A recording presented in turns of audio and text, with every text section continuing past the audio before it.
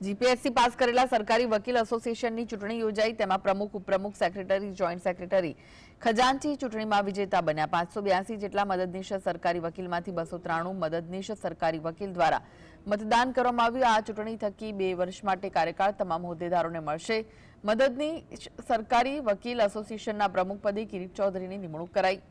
ઉપપ્રમુખ પદે ધર્મેશ ઠાકોર બિનહરીફ વિજેતા બન્યા। સેક્રેટરી તરીકે તુષાર બારોટની વિજેતા થયા હતા। જોઈન્ટ કમિશનર તરીકે મનીષા સેન્ડર નિષ્પક્ષ રીતે ચૂંટાયા હતા।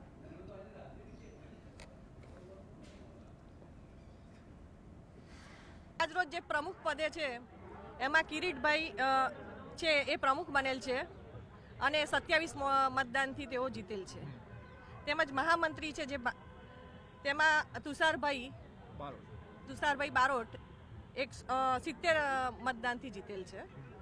સહમંત્રી છે જેમાં જેકી ઓઝા 36 વોટથી જીતેલ છે અને ખજાનચી છે એમાં બધા હાઈએસ્ટ વોટથી 114 વોટથી પ્રજ્ઞાબેન પ્રજાપતિ જીતેલ છે।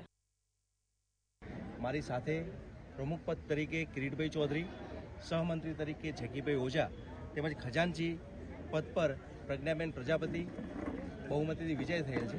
જ્યારે ઉપપ્રમુખ તરીકે ધર્મેશભાઈ ઠાકોર તેમજ બિનહરીફ તેમજ એલઆર તરીકે પૂજાબેન જોશી એ બિનહરીફ